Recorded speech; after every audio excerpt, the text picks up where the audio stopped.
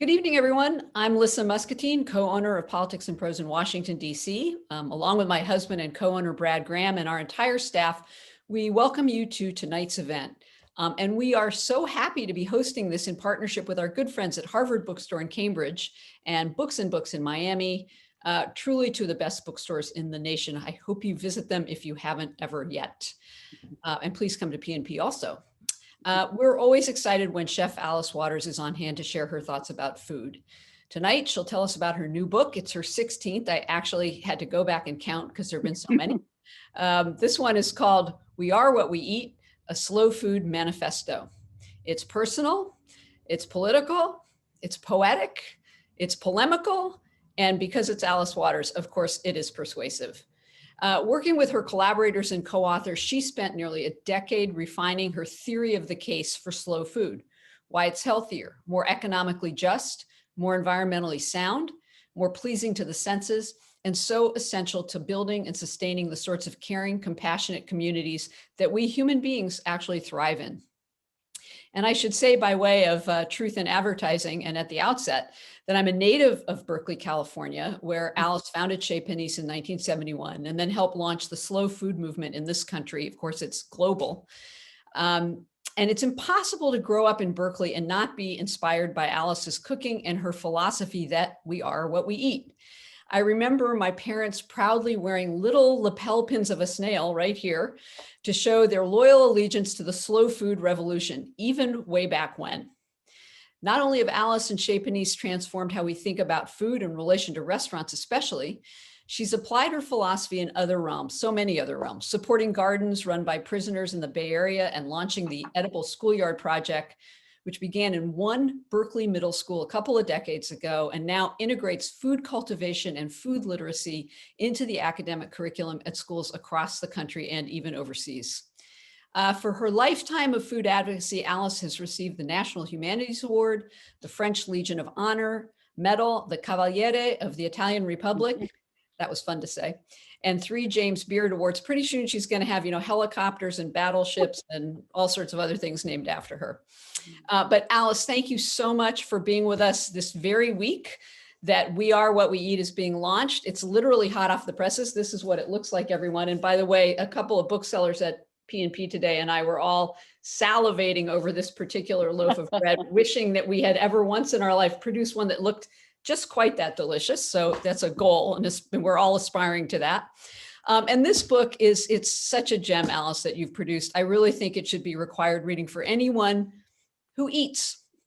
Also tonight, we're delighted to have as our moderator, the New York Times national food correspondent, Kim Severson. I was thinking earlier that Kim is a journalistic version of Alice Waters, writing about food trends in a broader social context and generating public awareness in the process. During her career at the Times, Kim has won awards for her coverage of childhood obesity and a Pulitzer Prize for the newspaper's reporting in 2018 on sexual harassment and abuse against women. And by the way, she's also the author of 4 books. We're just so thrilled to have you both with us tonight. It's going to be a great conversation. Thank you, thank you, thank you. And it's yours. The floor is yours. The screen is yours.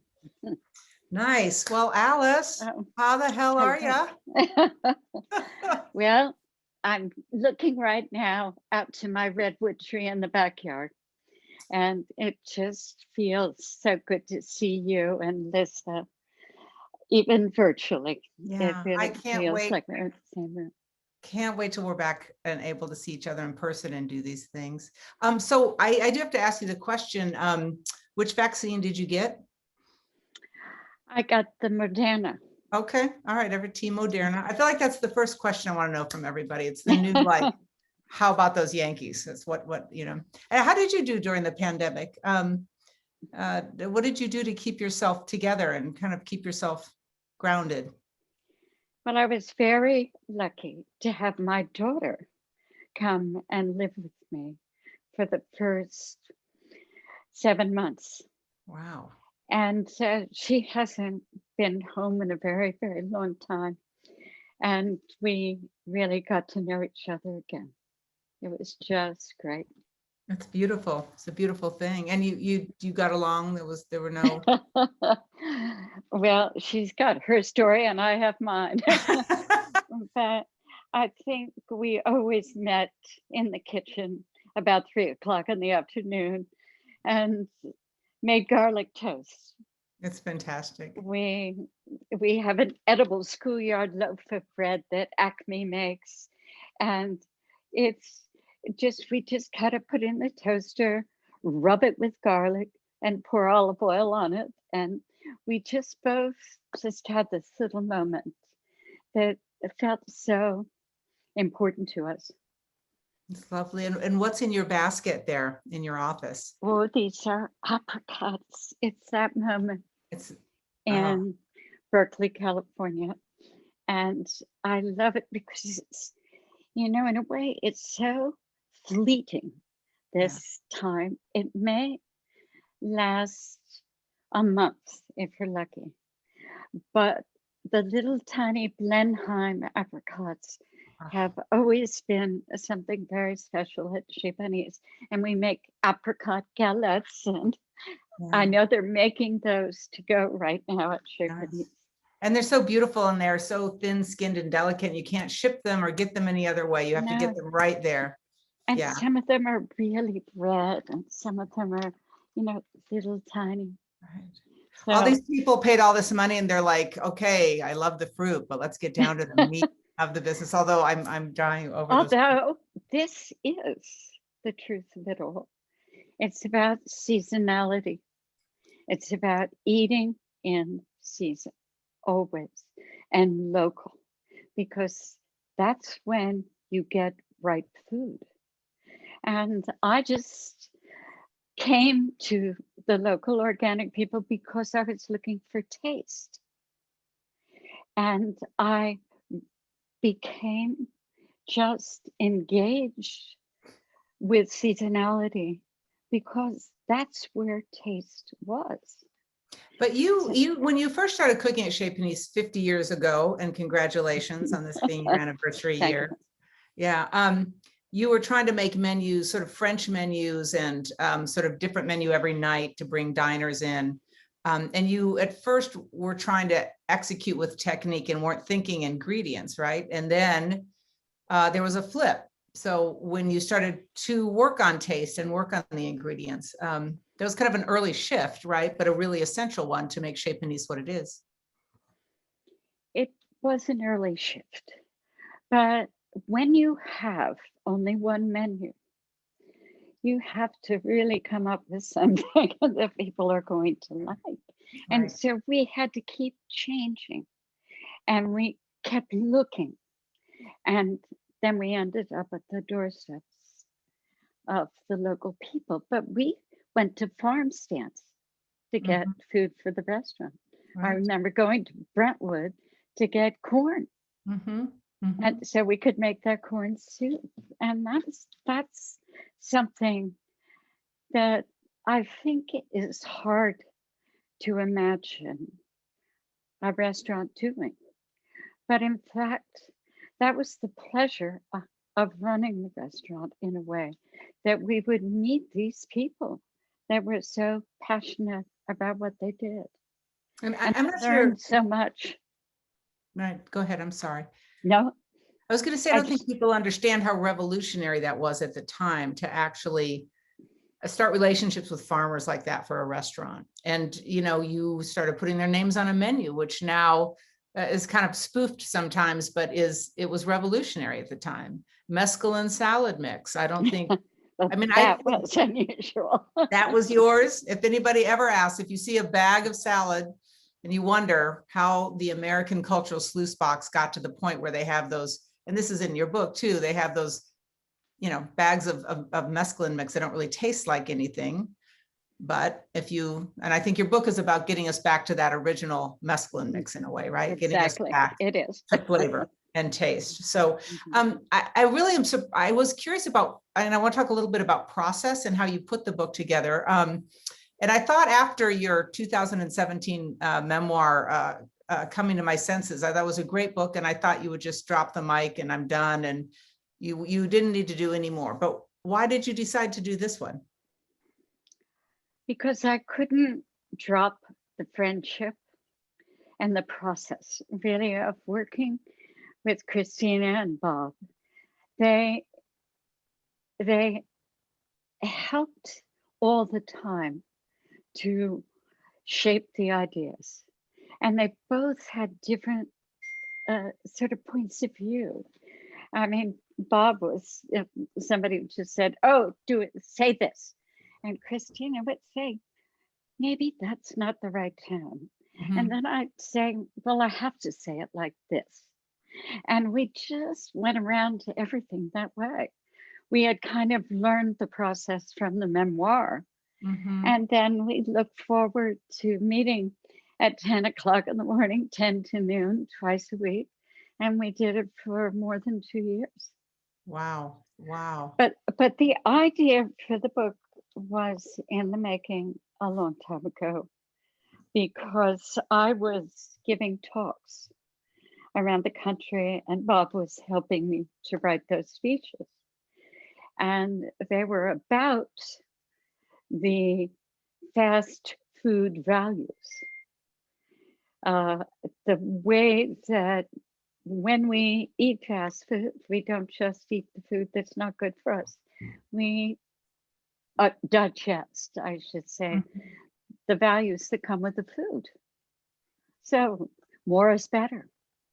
So it became pretty clear. You sort of break it into this. The first half of the book is the list of what I would call the 7 deadly sins, maybe just the sort of 7 parts of fast food culture that are the trouble spots. And then the second half are the 7 sort of pillars of salvation, we'll call them. I just want to, for people who haven't read the book, I'm just going to go through what those 7 things are, the 7 sins first, which is convenience, uniformity, availability, trust in advertising, cheapness, more is better, and speed. So these are all the things that make us think we should get food at any time, at any place. The convenience piece really spoke to me, where you talked about, we'll order toothpaste online and wait 24 hours to get it when we could just take a 15-minute trip to the drugstore and get that toothpaste. That is that real convenience, and how, and the idea of cheapness. So of those 7, could you pick one that is like the biggest threat, or the thing you're worrying the most about in terms of a threat to our culture, and certainly our culinary culture, but our social culture? It's hard to choose, Right. but I think probably the idea that food is fast, cheap, and easy, should be fast, cheap, and easy, especially cheap. Because food has always been precious. Since the beginning of civilization, people were concerned about food first. And all of a sudden, we wanted the food to be cheap because we wanted to buy the things. And it's changed our whole way of thinking to the point where we waste food. We just throw it out because it's so cheap. And I don't think people see the hidden cost, right? The cost of labor, the cost of what the animals are going through on the CAFOs, the industrial farms, and the cost of shipping and things that are ruining the environment. So I think that, dollar value menu is really incredibly expensive in other ways, right? And how about our health? And very particularly climate and the environment. I mean, what we have compromised for cheap food. Right.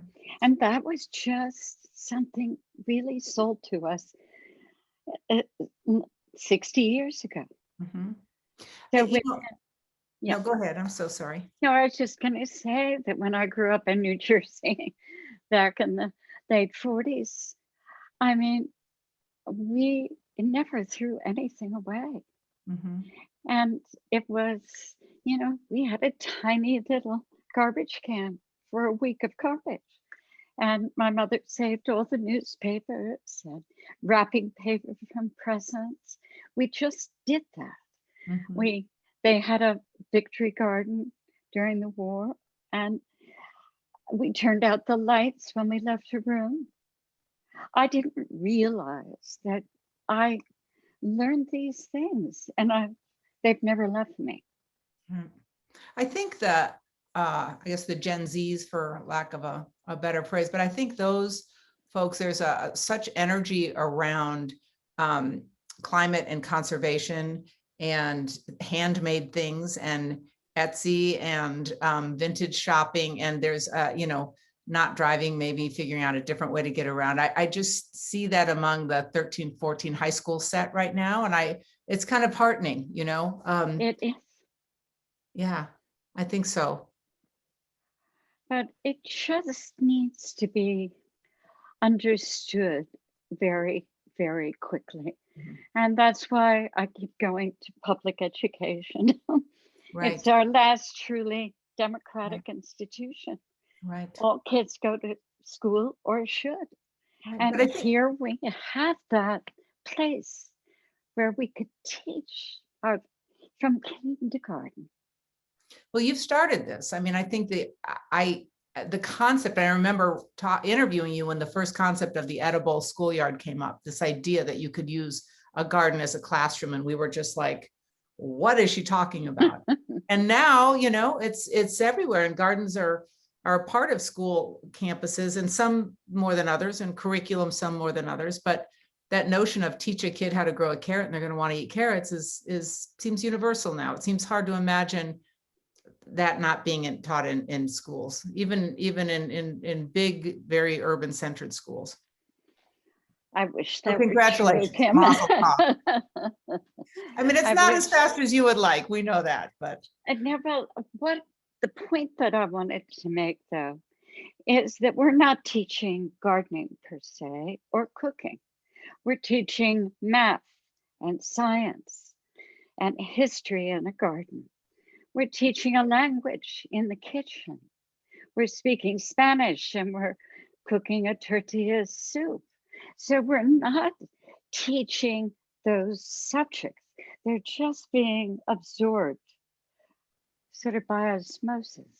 They want to be in the garden learning math. They want to be learning math because they're in the garden. Mhm, mhm. And so it's a way of opening up their senses. And that sort of came to me because of Maria Montessori, who worked in the slums of Naples and of India. And she wondered how to teach children that she called sensorily deprived. Hmm. And here we are living in a fast food culture.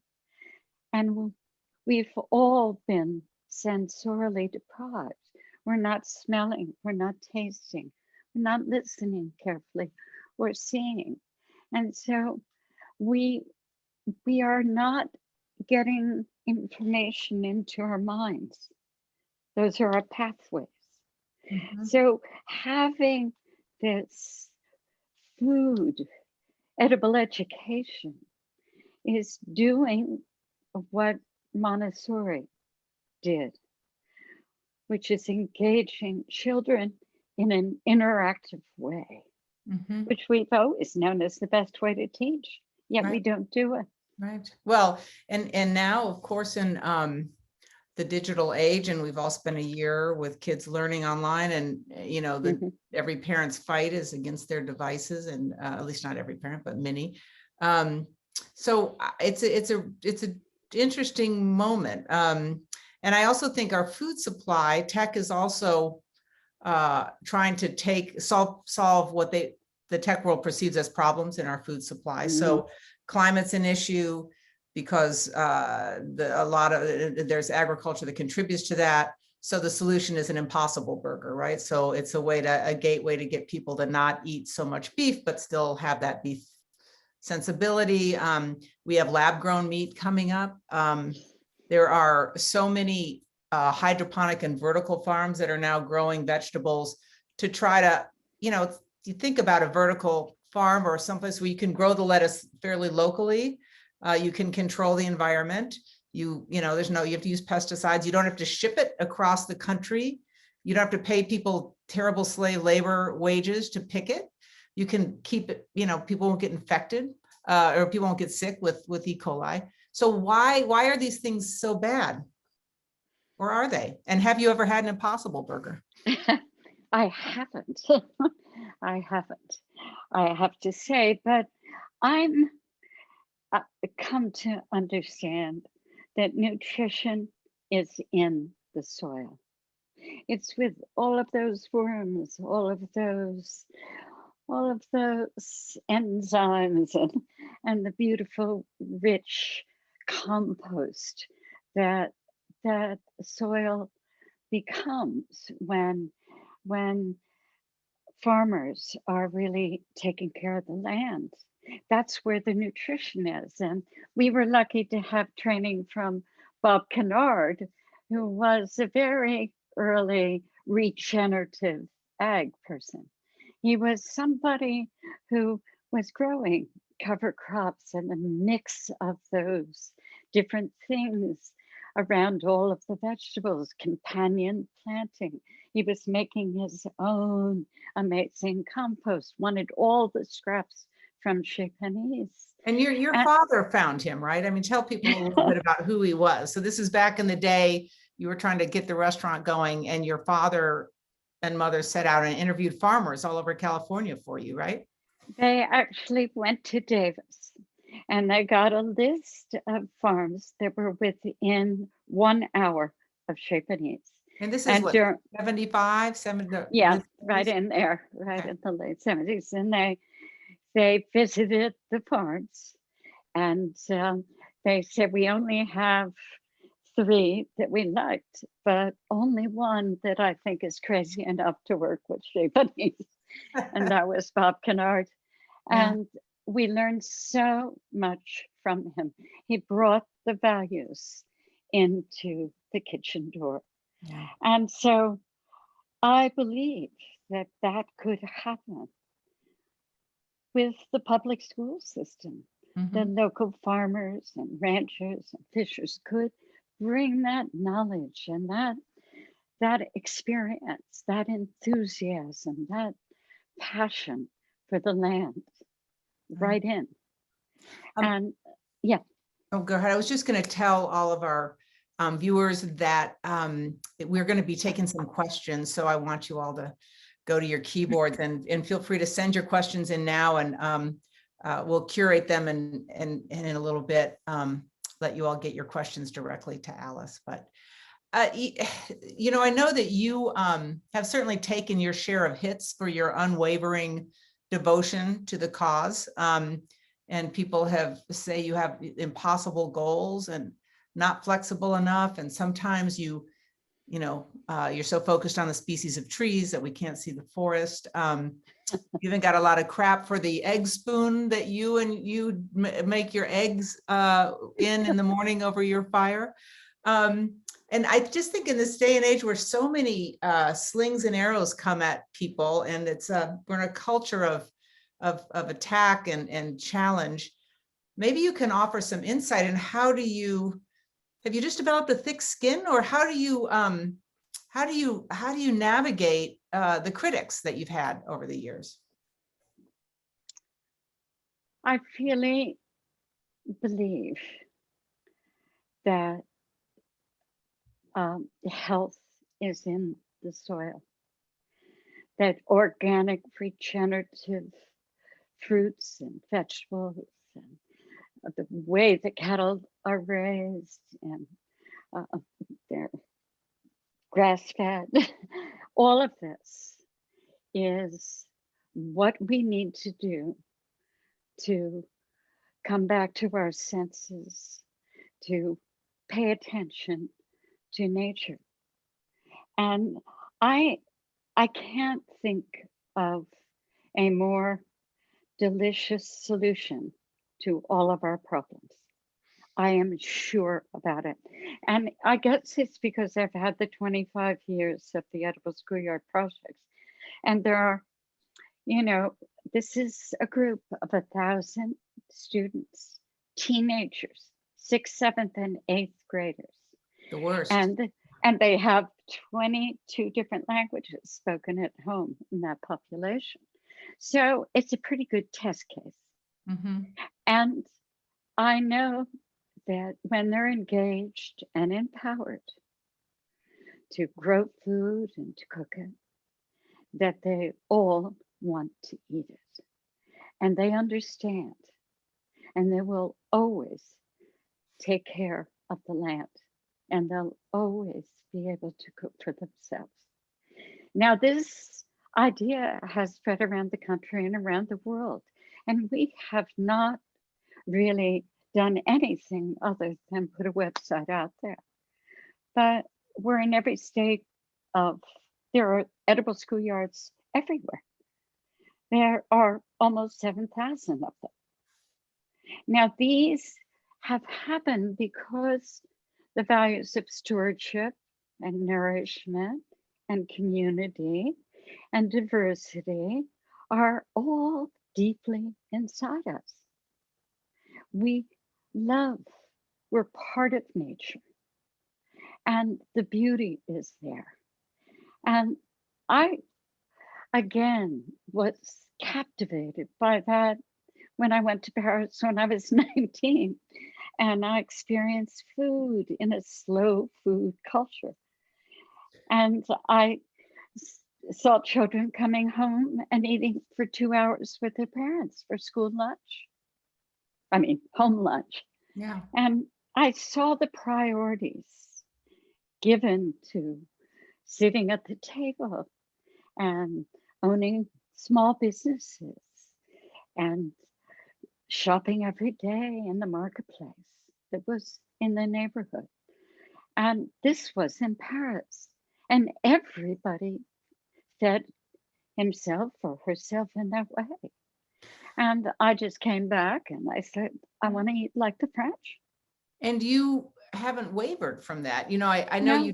you dedicated your book to Carlo Petrini, who started the slow food movement.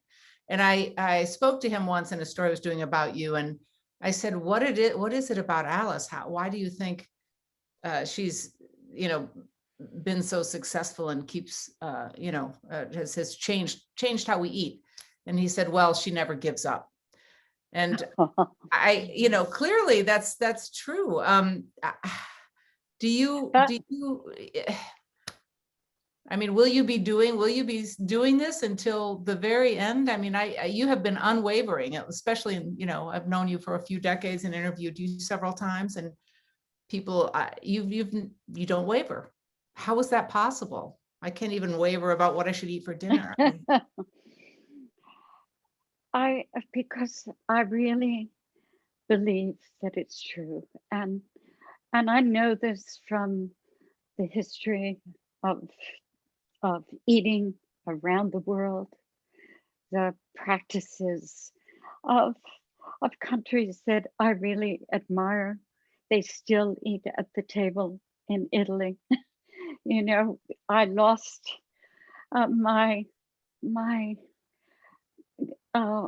what would I say?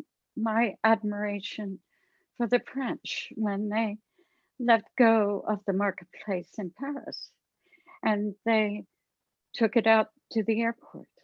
Mm-hmm. And they started buying food globally because I felt like they were completely dedicated to the local food production. Mm-hmm. And when I lived there, they certainly were, but I have always believed that. Right. And then come to find out that Olivier Roland-Roger wrote a book recently. He took the title, The Delicious Revolution. And I thought, how great. Mm-hmm. And he goes through the history of France and the change. And it follows my manifesto perfectly. I wanted to tie the two books together. Right. Because, this has happened around the world. Mm-hmm. We have exported all of these ideas. But during the pandemic, so much has been exposed. I mean, can you imagine that cargo ship down in the Suez Canal? That got stuck, yeah, what that did. Stuck right. with the animals on it.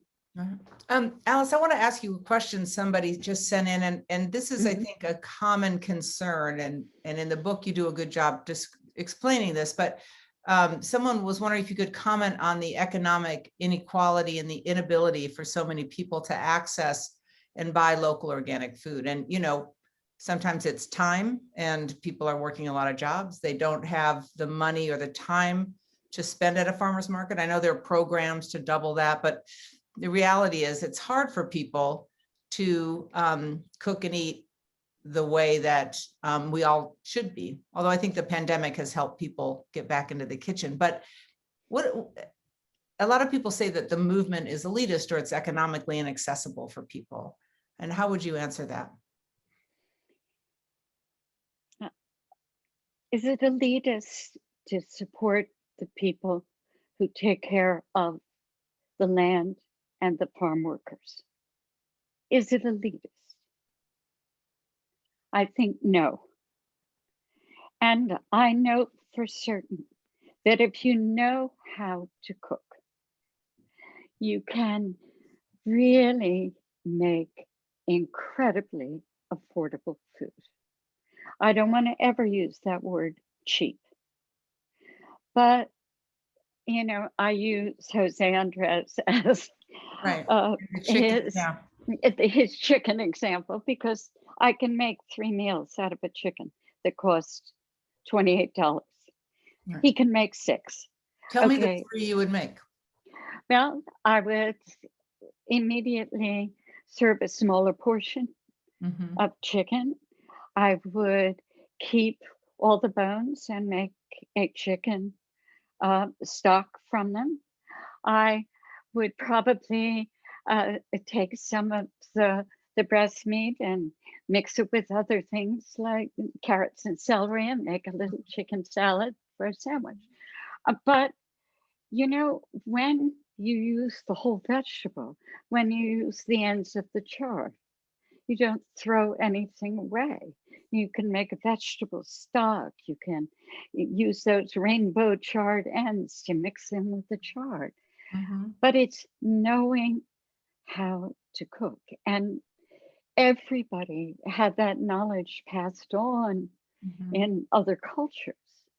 But in this culture, we didn't have deep roots in the pleasure of the table or in growing food for flavor.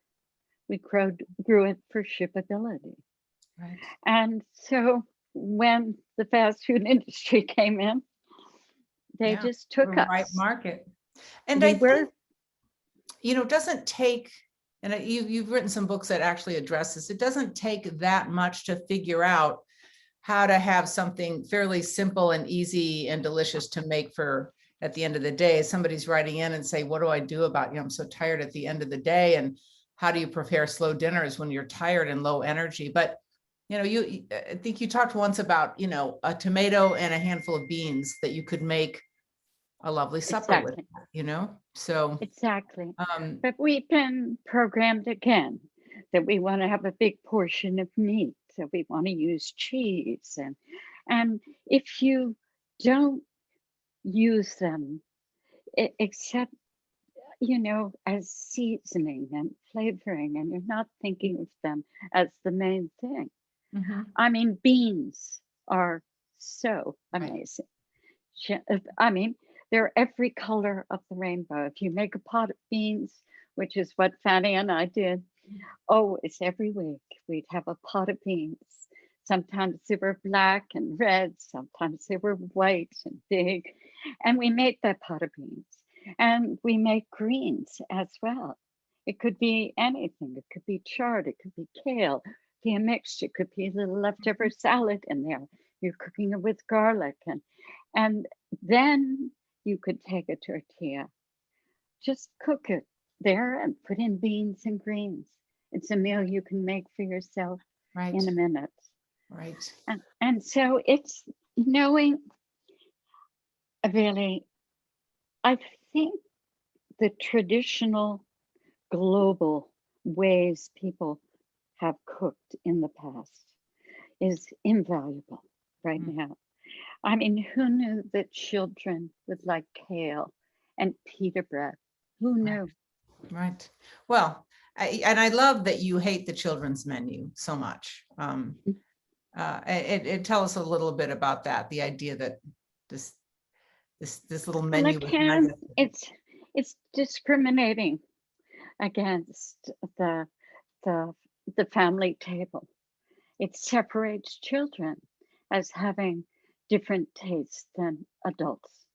It's almost a way for the fast food industry to get us to Mhm. get a really indoctrinated children's population that will become addicted to salt and sugar, and then Mhm. they've got them for life. Right. It's hard to break. So it's something that is tragic, Mhm. especially when 1 in 3 children is going to have diabetes. Right. How can anybody want to introduce them to sugar at an early age? Mhm. Mhm. I think that culturally, though, there's a lot of challenges, right? To get people to eat this way. This is actually an interesting question that someone said that they've read interviews about how the political turmoil of the 60s inspired you to open Chez Panisse and fed the slow food movement to you in a while, like food, local food, and the importance and strength of growing local food at a time.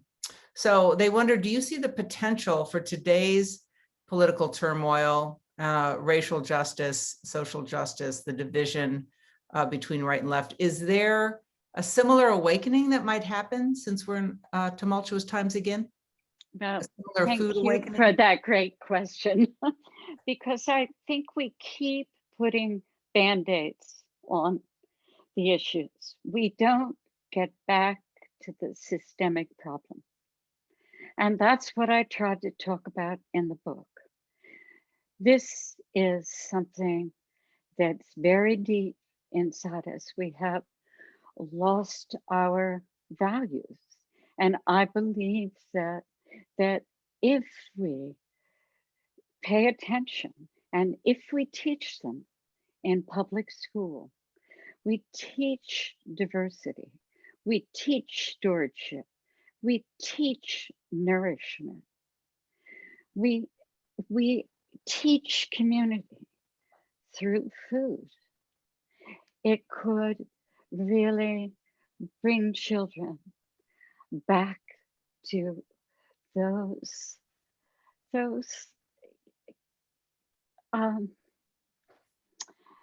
to a very meaningful, joyful experience in relationship to their lives. And I know that we can do this. Yeah. We have to find that empowerment for children. We have, and I believe that food is that place.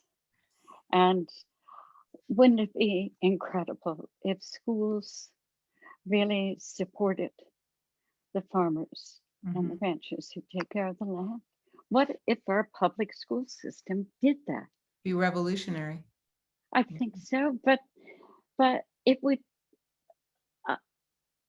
I get very kind of inarticulate because I'm wanting to hand you some I feel it. apricots right to the tray. To make me I understand. want to feed you the ideas. Mhm. I had a very hard time writing a book about feelings. We had the hardest time talking about what slow food values are. What does stewardship mean? Mhm. What does it really mean? It means taking care. But people think of taking care as something, distasteful. To An have to obligation. care for us. Yes, it takes time to take care, to Mhm. feed somebody, Yeah. or to take some care of somebody older. Yeah. But in fact, again, we been programmed into a whole other set of values that don't have that deep meaning. Mm-hmm. And so I keep coming back to taste, particularly, and smell, because You talk about beauty too as one of the and things beauty. that Yes. and that leads off the section about what's going to save us and the pillars we need to move to. And I Yeah. thought you wrote about the importance of beauty as a kind of a daily practice, noticing beauty in such a lovely way. And it sort of took me back, because I'm like, do I actually take time to understand what's beautiful and why on a daily basis? That just little piece, I think, could go so far. Well, we defined beauty at the Edible Schoolyard as a language of care. And so when Esther Cook, who happened to be the original, still is the main teacher at the Edible Schoolyard Project in Berkeley, she used to put a little bouquet of flowers from the garden on the tables in the kitchen. She used to have a kind of what she called her little altar for whatever was from the garden that they might be cooking with on the side table. She arranged the dishes in a very particular way on the shelves, so the kids, a very Montessori way of organizing things. But children who came into that room wanted to be there, and they knew that they were loved in a way. She made a Valentine card every year for every one of the 1,000 students, and was a heart that she stamped herself, and she said, "You are loved." How does that link to changing the food system and changing? I mean, Well, it's a small thing. well, when I know it's just nothing, but when you fall in love with nature, when you really understand that we are we're dependent on nature for our lives, that you begin to really connect with the falling leaves, the change of the seasons, the subtlety of that, and to treasure the moment. Now I'm looking out at my roses.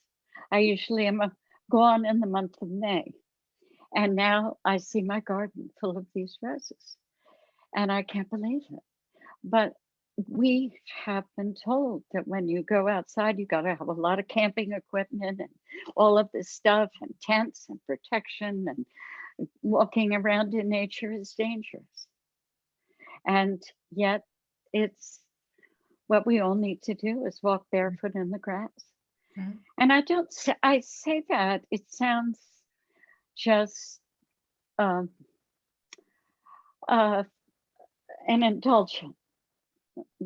indulgence in some way for people who have grass.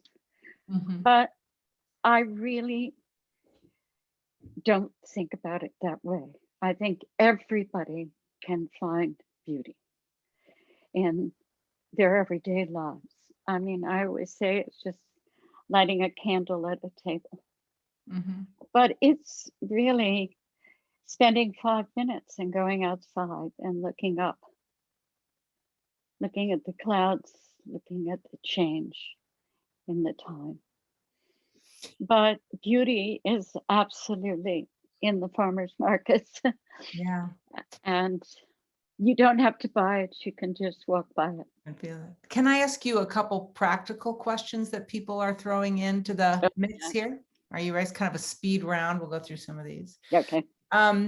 Someone says they need to, if they want to supplement local produce with food from a supermarket, sort of where would you go and how would you buy? Like if they needed to, you know, their farmers market stash perhaps is not lasting as long as they might, or, you know, a lot of us realistically go to the grocery store a few times a week to get things. Are there things in the supermarket that you feel like are are kind of sure bets or things that people can get. I don't know if it's canned garbanzo beans or an organic chicken, or I don't know. Well, I think Box you of have to Golden ask. Grams, which is my personal, but anyway, yeah.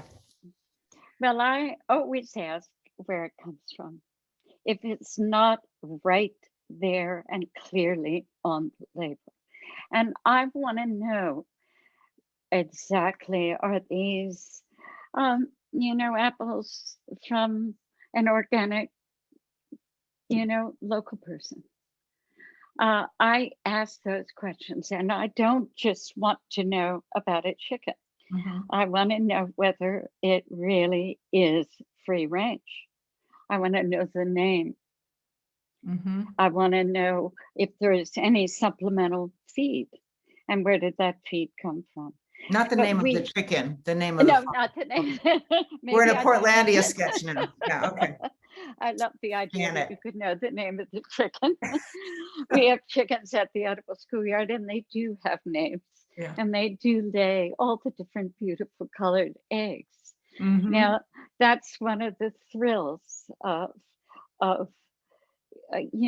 discovery these days, is that there are these array of colored eggs that are available to us. Mhm. And eggs, even organic eggs, are affordable and nutritious. Mhm. And so I just think that that's certainly a way to engage children with eating Right. them, is to have a blue egg Yeah, it's beautiful. Now, and let me read ask you, them Dr. Seuss.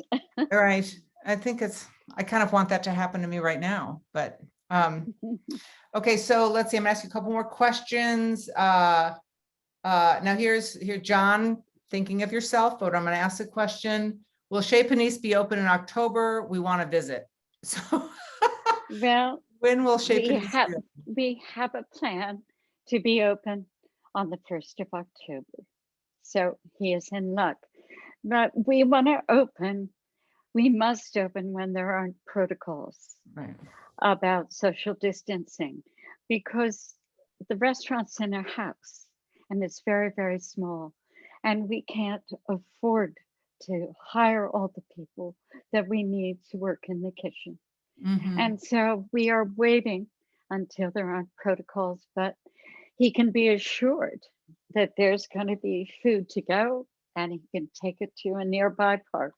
There you go. Thank you. What are you doing to celebrate your 50th birthday? Well, thank you for asking that question.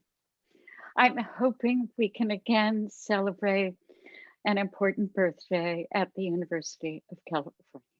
Hmm. And we're hoping that we can celebrate the Institute for Edible Education that we are going to be fundraising for at Davis. What will And the we- Institute do? Tell us a little bit about it.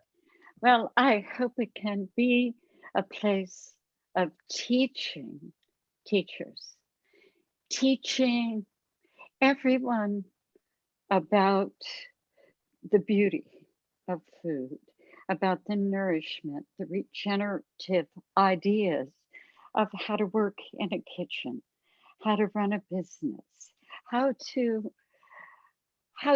live on this planet together. And so we're designing the building there in a very particular way. So that I said I wanted it to feel like the Pantheon in Rome. Now that's a little grandiose, Right. but I wanted it to have high ceilings. I wanted the light to come in from outside. I wanted it to have, roof gardens. I wanted it to feel good for the people in the kitchen, that they had a place to stop for lunch and to eat themselves. This will be housed under what department or what area Well, of California? it's a project that's going to be connected to all of the departments at I Davis. see. I And see. we hope that they can be engaged with food. Mhm. And I know that the education department is very excited about this project.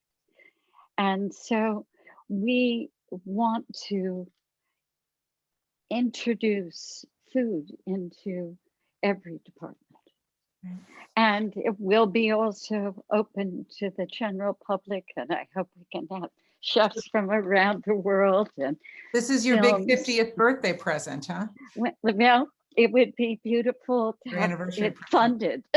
Okay, so Yes, everybody, if you but- want to get Alice something to celebrate the 50th anniversary of Chez Panisse, help fund her But University of the California. real deep present would be for the University of California to decide that food was part of their carbon neutrality initiative for 2025.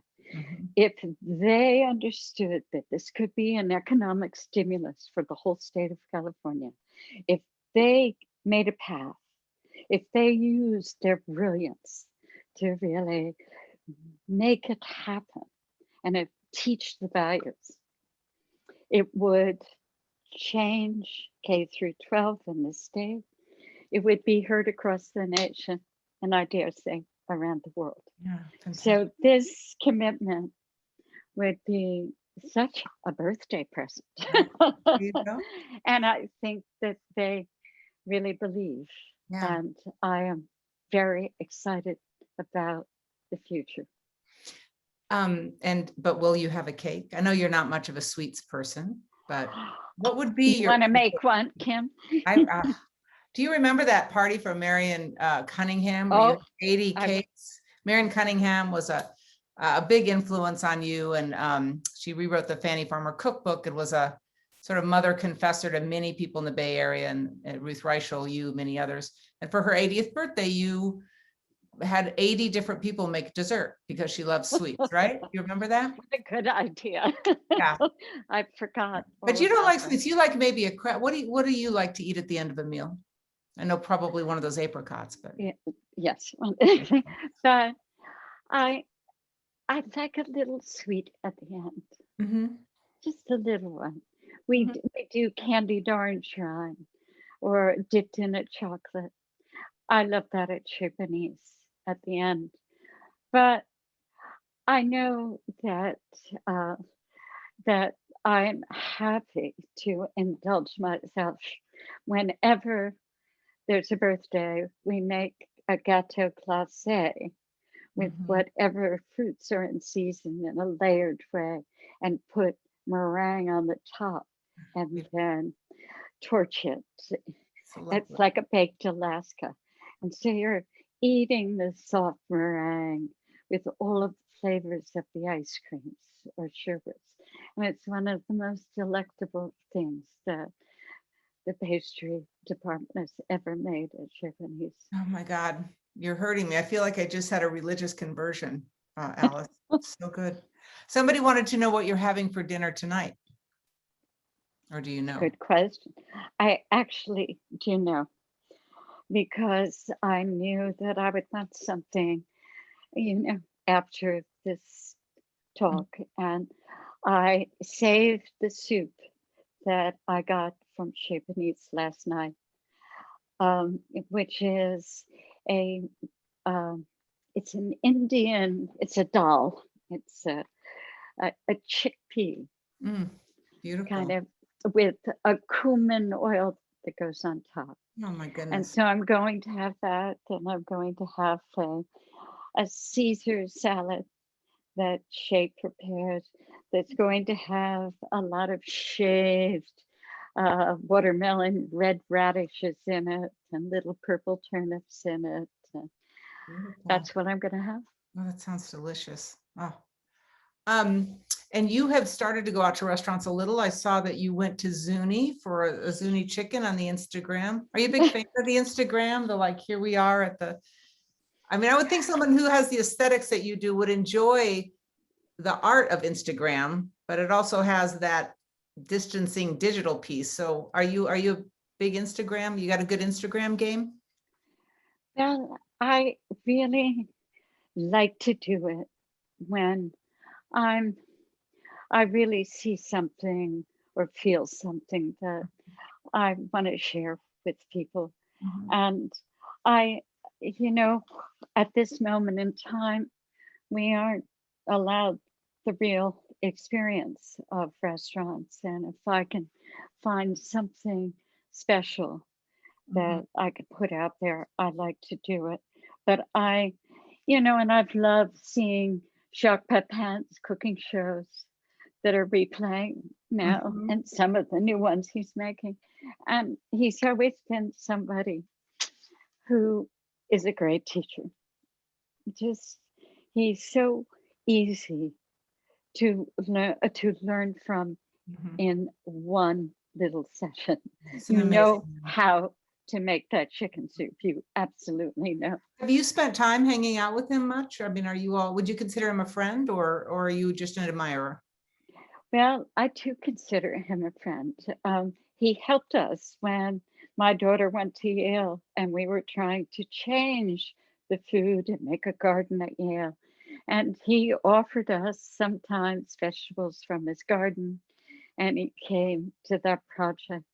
But he's always been sort of connected because of Julia Child and her close relationship with him. And because of the PBS that we all did, we have a kind of kinship. And I have such an admiration for him. At this stage in your life, you could probably pick up the phone and connect with anybody in the food world. I mean, is there someone you really would love to sit down and have a meal with you haven't had a meal with yet? Or any cooks or people or, Well, I'm in the place of wanting to feed people the idea. And so I really would like to have dinner with a few politicians in Washington right now.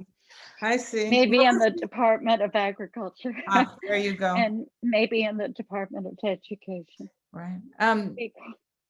What would you feed, like, or I think Kamala Harris is a good cook, and also I think a believer in this kind of policy, and Cory Booker, some of the senators who are working on trying to reform the agricultural department, which is a challenge. What would you cook somebody what would you cook Kamala Harris to convince her to take up this cause? Well, if she were here, I would think about one thing. If I'm in Washington, I would think about something else. And I cooked for 10 years coming to Washington in the middle of winter. And I went to the farmer's market always, and I know she goes to that same DuPont market in Washington. And so I call ahead and find out what was in the market. And that is where I begin. What is delicious at this moment in time? And I have to really taste it myself. I always cook a little bit ahead of time when somebody special is coming to dinner. I want to know that I like it a whole lot. Beautiful. And if I don't know how to cook it, I find somebody who can. There you go. And I bribe them. Well, we're almost, I think, at the end of our time. Is there another book in you besides this? Is this it? I think that's it. Oh. I think that's it. But, I keep thinking about my commune that I've promised to people. For when I get to a certain age, I want an intergenerational situation where we are having meaningful work that we're doing together. And maybe that meaningful work is connected to the school system. And the next book. Maybe the next book. You're right. Maybe. I have one more book that is coming. Oh, yeah. With Penguin. It's about school lunch. And I'm making a book with pictures in it of how we can cook school lunch that's culturally diverse and fits into the USDA reimbursement. And that's coming out. Now that we might be going to universal school lunch, that would be a very thing. Yeah, beautiful. Universal free school lunch. Universal free school lunch. Thank you. Organic. There you go. Listen, do we need to toss it back to you now? I think unfortunately we are just running out of time, and I want to thank you both. Kim, you are a fabulous interviewer, not surprising, given your background and what you do for a living. And Alice, it's always so great to hear you talk about all of this and with such passion and conviction and commitment and dedication and wisdom. And so thank you both for really such an enlightening and fun conversation. And Alice, I think, I don't know, we have several hundred people watching. I think all of them want to now come to your house for a dinner of your leftover soup with cumin and some garlic toast maybe Right. on the side, and the Blenheim apricots for dessert. So we'll all be over shortly, joining you, Listen, but it's a great meal. Can I interrupt one? Somebody had a question and I'm just going to answer them because, you know, when will people get their books? Oh, well, they're going to be shipped out. The book just got out. We just got copies of it ourselves. And they'll be shipped, and they'll get there as soon as we can get them to you, given the hazards and vicissitudes of all of the various platforms for mailing and shipping things. But we, hopefully if you don't get it within a week or so, give us a shout, but hopefully soon. Rosa, thank you for asking that question. So, and thank you to everybody who asked the questions. They were fantastic. Yeah, great audience. Thanks so much. Wonderful questions. I think we could go on for hours. I wish we could. I'm sorry we can't. Alice, enjoy your dinner. And Kim, thank you so much again. We look forward to having you all back again for Alice's next book. Absolutely. It's a great honor. Thank you, everybody. Thank you, Liz.